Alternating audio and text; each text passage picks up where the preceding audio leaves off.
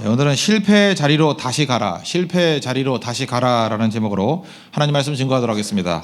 오늘 말씀을 푸는 키워드로 두 단어를 붙들었으면 좋겠습니다. 첫째는 사람이란 단어, 또 하나는 말씀이라는 단어. 사람, 말씀, 이걸 통해서 우리 인생이 바뀌기를 바랍니다. 첫 번째는 사람인데, 사람이 하나님이 쓰시는 방법이라는 것입니다. 그 하나님의 일을 보면은 하나님의 일의 중심에 하나님의 사람이 있습니다. 하나님이 어떤 일을 하시고자 할 때 먼저 사람을 준비시키시고 또 사람을 통해서 일하시기를 원한다는 것입니다. 그래서 사람 놓치면 안 됩니다. 우리가 하나님의 일들을 쭉 볼 때 사건 따라가다 보면은 이게 헤매게 됩니다. 미궁 속에 빠지게 돼버려요. 근데 사람을 보면 절대 놓치지 않습니다. 창세기부터 요한계시록까지 보십시오. 사건 중심이 있습니까? 다 사람 중심이죠. 그죠? 뭐 사건 중심인 뭐 성경 그 접근이 있습니까? 출애굽기 그러면 출애굽이에요, 그게? 사실은 모세와 하나님의 쓰임 받는 백성들을 얘기하는 거죠. 사람을 봐야 된다는 것입니다. 그래서 하나님의 방법은 프로그램도 아니고 조직도 아니고 언제나 사람이라는 것입니다. 사람 볼 수 있는 그 눈이 열리기를 바랍니다.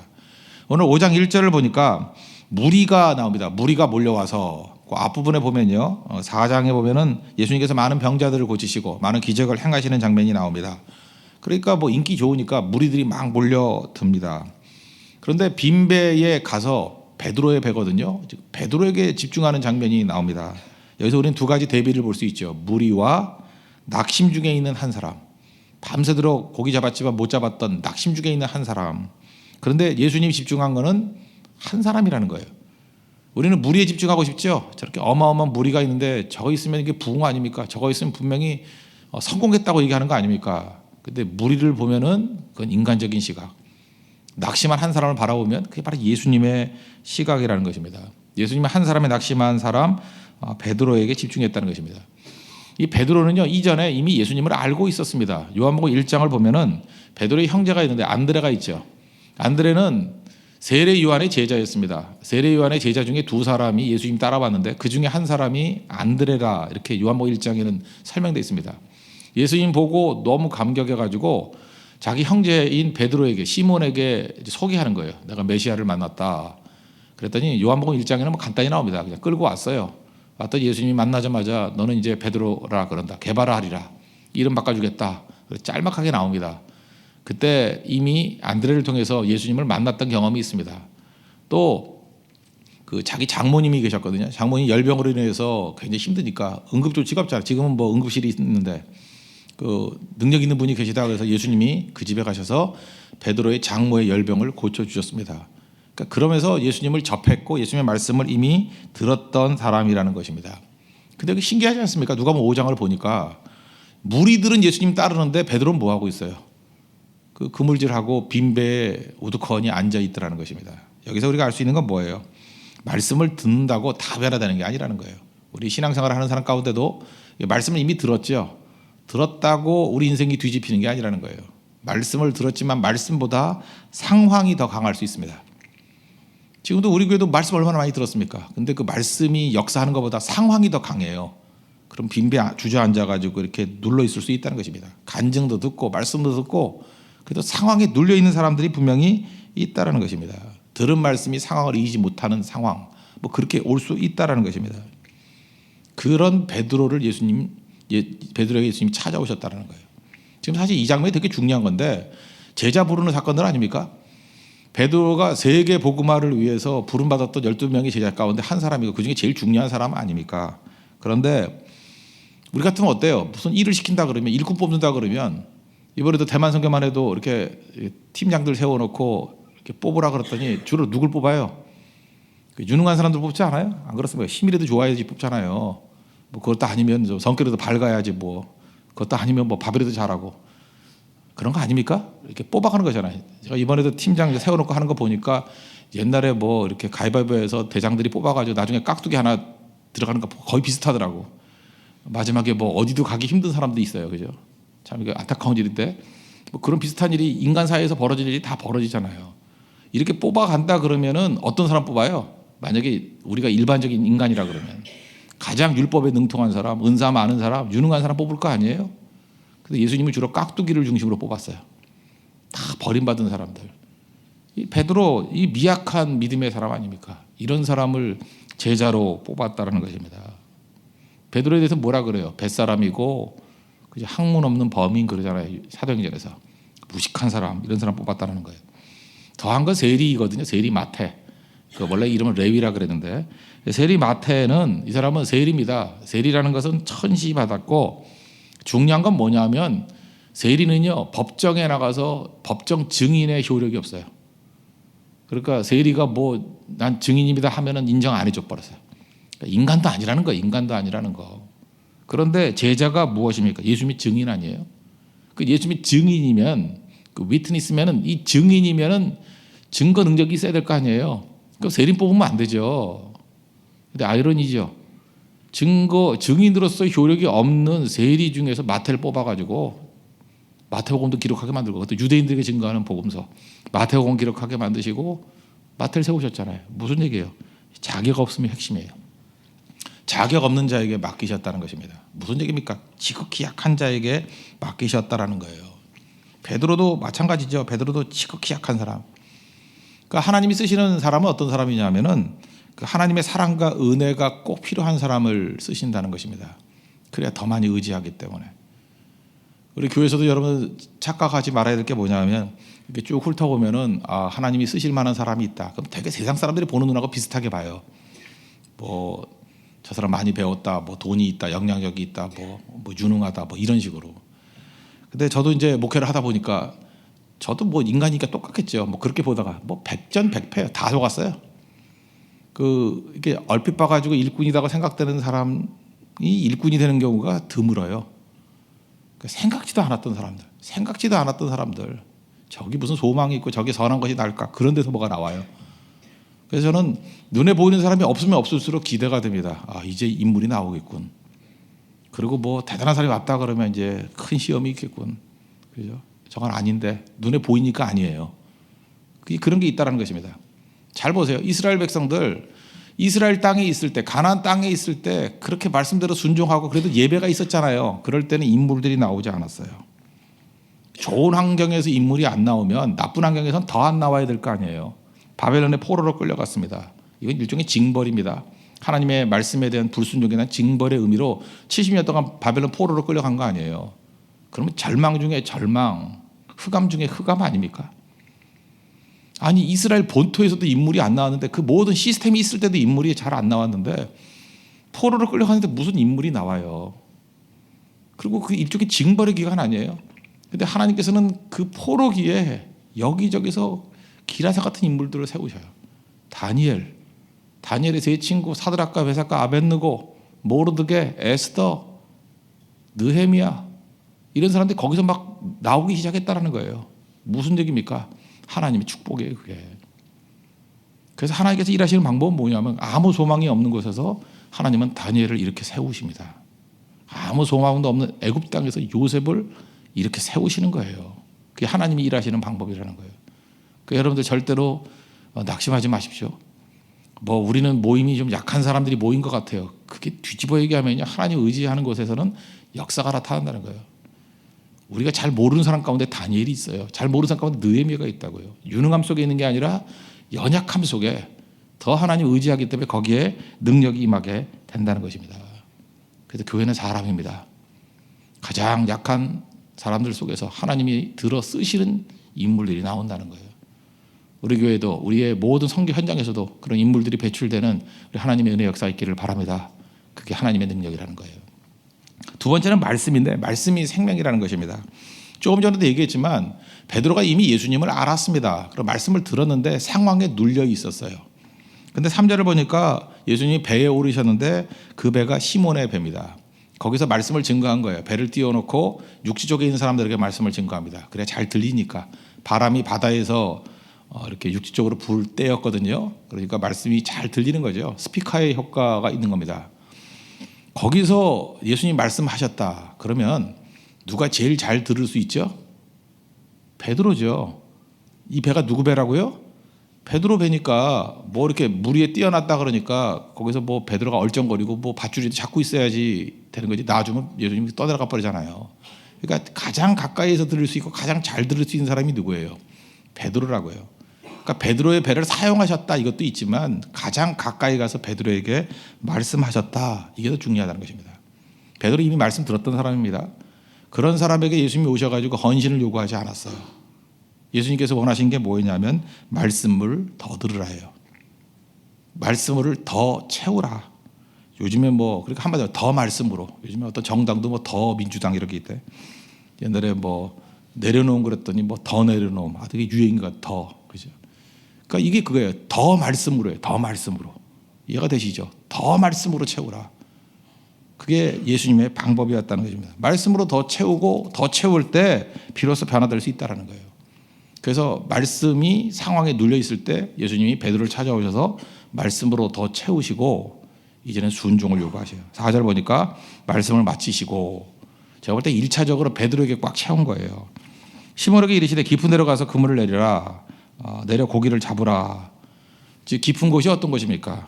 밤새도록 고기 잡다가 못 잡았던 실패의 자리예요. 주님께서 우리에게 항상 말씀으로 더 채우고 어디로 가라 그러냐면 새로운 곳으로 가라 이렇게 얘기하지 않고 실패의 자리로 다시 가라 이렇게 얘기해요. 밤새 헛수고했던 곳, 실패했던 곳, 허망했던 곳, 아무 열매를 맺지 못했던 곳, 거기를 향해서 가라. 이 순종에서부터 능력의 역사가 나타나기 시작한다는 것입니다. 이 깊은 곳으로 가라. 이게 쉽지 않은 이유가 뭐냐면, 순종이 어려운 이유가 뭔지 아십니까? 내가 잘 아는 곳이에요. 여러분들 그 새로운 곳으로 가라 그러면 호기심이 있어서 가죠. 특별히 여자애들 뭐 안 가봤던 데 가자 그러면 뭐, 그러면 호기심이 우리를 죽이는 거예요. 알아요? 호기심 갖고 일 되는 게 아니에요. 되게 식상한 곳으로 가래요. 여러분 그렇잖아요. 뭐 팀 개편도 하고 이렇게 새로운 사람에서 신나죠. 아이고 웬 오빠야, 뭐 웬 동생이야, 뭐 이러고 가봤더니 한숨부터 나오죠. 아유 전 인간 또 있네. 내가 뭐 수십 번 봤거든요. 그런 곳이에요. 그런 곳. 실패했던 곳, 식상한 곳, 다 아는 곳. 베드로 지금 깊은 곳이 어떤 곳이에요? 경험 다 해봤어요. 해봤던 곳이에요. 밤새도록 순종했더니 뭐 새로운 것이 없었던 곳이에요. 뭐 수고하고 노력하고 끈기로 해봤지만 얻은 것이 없는 곳입니다. 근데 차이점이 뭐예요? 지금은 말씀과 함께 가는 거예요. 지금은 예수님과 함께 가는 거예요. 그래서 다른 겁니다. 저는 지금도 제일 감사했던 게 뭐냐면, 저는 이 비슷한 경험을 했어요. 제가 처음에 섬겼던 교육전사로 섬겼던 교회가 있거든요. 저는 처음에 거기 그 부목사님께서 저를 채용할 때 대학부를 시킨다 그러고 채용을 했어요. 근데 갑자기 잠깐 참모 그러더니만 초등부를 보내는 거예요. 제가 초등부가 맞을 것 같습니까? 제가 그 이전까지도 계속 그 대학부 활동을 했었거든요. 그 평신도일 때도 괜히 대학부 부흥하던 교회 출신이거든요. 그래서 뭐 그쪽 일들만 주로 했었는데 갑자기 초등부로 가래요. 그러면서 저한테 말씀하기를 길어야 3개월이래. 잠깐 하는 거래. 그런데 그게 3년, 4년이 됐다고요. 그래서 저도 이제 하다가 지쳐가지고 애들하고 놀기도 힘들고 이제 뭐 내가 이거 하려고 왔냐. 그러다 보니까 이제 한 해 한 해 하다가 이제 아무래도 새로운 곳을 향해 나아가야 되겠다. 그죠? 그래서 맨날 창세기 12장 읽고 내 본토 친척 아비 집을 떠나 뭐 이거 맨날 이런 것만 읽고 뭐 이제 새로운 곳을 향해서 나 가야겠다 뭐 이런 생각을 품고 있었는데 그때 깨진 거예요. 그러니까 다시 하라는 거야. 다시 시작하라. 부흥이란 게 뭐냐? 새로운 것 가서 못하는, 새로운 것 갖고 하면 넌 맨날 새로운 것만 찾아다닐 거라고. 있던 곳에서. 근데 그때 갑자기 뜨거움을 주셨어요. 그래서 계속해서 맡아있던 4년째거든요. 맡았던 그 사람들, 그 맡아있던 그 교사들, 그 사람들 놓고 다시 부흥이 일어났어요. 다시. 그래서 그 해에 뭐 2배인가 3배인가 뭐 이렇게 부흥을 해버렸다고요. 저는 그게 참 의미가 있다고 생각해요. 있던 자리에서 일어나는 부흥은 무서운 거예요. 이거는 질적인 차이가 있지 않으면 절대 생기지 않는 거거든요. 바로 그 자리예요. 차이점이 뭘까? 더 주님 의지하고 성령의 기름 부음이 있었기 때문에 그래요. 그 경험이 이게 놀라운 경험이었다고요. 즉 베드로에게도 마찬가지입니다. 다른 곳 가라는 게 아니라 네가 밤새도록 고기 잡던 그곳을 향해서 다시 나아가라는 거예요. 근데 이제는 말씀을 의지해서 가는 거다. 예수님을 의지해서 가는 거다. 다르다는 거죠. 이제까지 네가 스스로의 수고와 힘을 의지했지, 스가랴서 4장 6절의 말씀과 똑같죠. 힘으로 되지 아니하고 능력으로 되지 아니하고 오직 나의 영으로 되느니라. 힘과 능력으로 되는 게 아니야. 나의 영으로 되느니라. 말씀으로 되느니라. 예수로 되느니라. 그걸 우리에게 보여주고 있다는 것입니다. 그래서 여러분들 옛날의 자리로 일부러 가게 만드는 거예요. 이제 말씀 더 의지하면 된다는 거예요. 주의 말씀 의지하여, 말씀을 의지하여, 말씀을 의지하여. 이건 뭐 여러 가지 나오죠. 노아 보세요. 노아 산꼭대기에다가 방주를 지으라 그랬습니다. 왜 가능해요? 말씀을 의지해서. 아브라함 안전지대를 떠나가지고 불안전한 곳을 향해 나아가래요. 이유가 뭐예요? 말씀을 의지해서. 모세 바로 앞에 서라. 두려운 거지요. 어떻게 그 두려움을 이길 수 있었어요? 말씀을 의지해서. 여호수아 여리고성을 그 철옹성을 어떻게 무너뜨렸습니까? 말씀을 의지해서. 말씀 의지하지 않았다 그러면 출애굽 불가능합니다. 말씀 의지하지 않았다 그러면 여리고성 무너뜨리는 건 불가능해요. 우리 삶 가운데 얼마나 여리고성이 있어요. 철옹성들 저거 절대 무너질 것 같지 않고 세 보이면 세 보일수록 여러분들 그 별거 아니에요. 말씀 의지하면 무너져 버려요. 강하면 강해 보이는 여리고성들이 있죠. 여러분 집이 여리고성 같은 사람이 있다고 뭐 반대하는 거 요즘에 그 뭐 안티 기독교들 뭐 이런 것들 보면 뭐 대단해 보이지 않아요? IS 이슬람 세력들 그다음에 인본주의 세력들 이런 거 보면 뭐 대단한 기사같이 보이죠. 여리고 말씀 의지하면 무너져요. 출애굽 430년 동안 종로로 됐어요. 그거 빠져나가는 거 쉬운 일이 아니죠. 말씀 의지하면 출애굽도 가능해요. 출애굽도 200만이나 되는 사람을요 통째로 옮길 수 있어요. 말씀 의지하면. 말씀 의지해서 못할 일이 하나도 없죠. 베드로에게 지금 이 훈련 시키는 거예요. 말씀 의지하면 실패의 자리로 다시 가서 그것이 큰 승리와 생명의 자리가 될 수 있다는 것을 보여주는 것입니다. 오늘 여러분의 실패의 자리가 어디입니까? 주님께서 그것을 향해서 다시 나가라 그러는 거예요. 말씀을 의지해서. 여러분 대만 선교도 갔던 곳에 계속 간다는 게 왜 중요한지 알아요? 새로운 곳 향해 가면은 뭐 새로움이 있을지 몰라요. 그러나 진짜 능력은 뭔지 알아요? 똑같은 일을 반복하는 것 같이 보이고 똑같은 교회 가는 것 같이 보이는데 말씀을 의지하면 다릅니다. 달라요. 말씀을 의지하면 부흥이 일어나요. 말씀을 의지하면 마귀의 경관성이 무너져요. 여리고성이 무너진다고요. 그런 걸 체험하라는 거예요. 더 말씀을 의지해서 더 말씀을. 오늘 핵심입니다. 하나님은 사람을 쓰십니다. 어떤 사람을요? 말씀을 의지하는 사람. 그 사람을 통해 하나님의 놀라운 일들을 이루신다는 것입니다. 8절을 보니까 고기 무지 잡았죠. 예수님 무릎에 엎드리면서 베드로가 이렇게 주여 나를 떠나소서 나는 죄인입니다. 예수님의 빛이 크게 보였죠. 예수님의 빛이 크게 보이니까 누가 보이기 시작했어요? 자기 자신이. 그래서 기독교는요 뭐 득도하라 이러는 종교가 아니에요. 자신을 보라, 뭐 자기 자신에 대한 허물을 보라. 백날 얘기해봐야 율법주의입니다. 우리는 자신을 보라고 얘기하는 종교가 아니에요. 예수님 바라보라는 거예요. 참 묘하죠. 적용이 중요한 데가 아니에요. 그냥 예수님 바라보라 그러면 밝은 빛 가운데 가면 내가 보여요. 언제 나 보라고 얘기한 적 한 번도 없어요. 이사야 6장 보세요. 이사야가 하나님 영광 가운데 성전에 나아갔더니 누가 보여요? 하나님이 보이고 또 누가 보여요? 내가 보인다고요.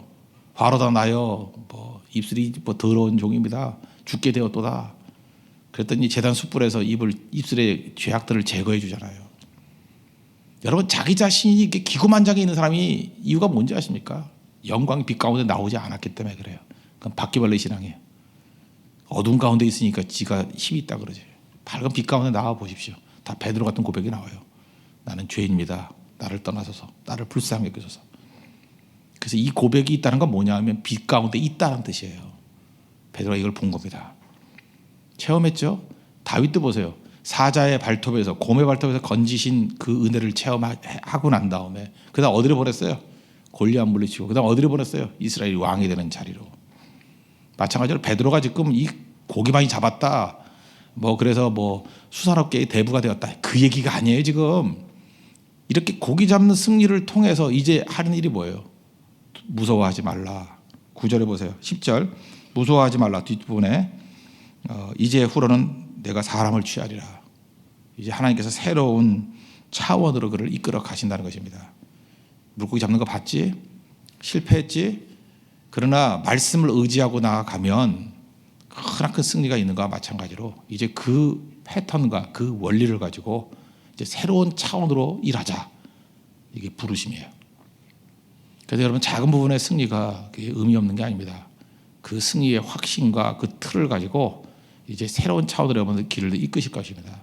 어떤 때 선교의 자리로, 어떤 때는 여러분 사업의 자리로. 지금 여러분들 왜 잘 안 풀리는지 알아요? 그런 분들이 있죠. 주님 더 의지하라는 거예요. 철저히 의지하라는 거예요. 왜 실패 경험을 하게 만드는지 알아요? 내 수고, 노력, 의지 갖고 되는 게 아니라는 걸 알기 위해서 이제 주님 말씀 더 의지해야 돼요. 주의 말씀 의지하여, 주의 말씀 의지하여 승리를 경험해야 됩니다. 그 사람이 인재예요. 그 사람이 인재라고. 그런 사람을 통해서 하나님께서 사람을 취하리라. 하나님의 거룩한 일들을 이루신다는 것입니다. 그렇게 쓰임받을 수 있는 하나님의 거룩한 종 되기를 축원합니다. 사람 쓰십니다. 말씀 의지하는 사람 쓰십니다. 여러분 말씀 의지하는 하나님의 거룩한 종 되기를 축원합니다. 모두 자리에서 일어나겠습니다. 전능하신 나의 주 하나님은 찬양하겠습니다. 우리 다 같이 공동체 기도 드리겠습니다. 다시 기도하겠습니다. 하나님의 일의 중심에는 사람이 있습니다. 사람을 놓치면 안 됩니다. 하나님의 일은 조직, 프로그램으로 되는 것이 아니라 사람에 의해 됩니다.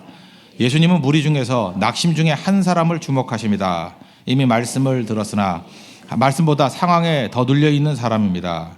자격 없는 사람이고 약한 사람입니다. 그런데 그를 세워서 세계 복음화의 사명을 이루십니다. 이것이 은혜입니다. 망한 나라에서 흥할 때에도 없던 하나님의 사람이 일어납니다. 포로 중에 다니엘, 모르드게, 에스더, 느헤미야를 세우셨습니다. 지금 이 순간에도 그런 사람을 일으켜 주옵소서. 말씀이 실패의 자리로 다시 가게 만듭니다. 거기서 말씀과 함께 승리를 맛보게 하십니다. 수고, 노력, 끈기로 다 실패했던 자리였으나 예수님이 함께하니 승리합니다. 그 체험으로 사람을 취하는 자리로 가게 하소서. 이것이 나의 간증이요, 이것이 나의 찬송입니다. 압도적인 말씀이 상황을 이기게 하소서. 예수님의 이름으로 기도합니다. 아멘. 말씀 의지하는 그 사람 되길 바랍니다. 여러분 인사합시다. 말씀 의지하는 그 사람 됩시다. 예, 전능하신 나의 주 하나님은 찬양하겠습니다.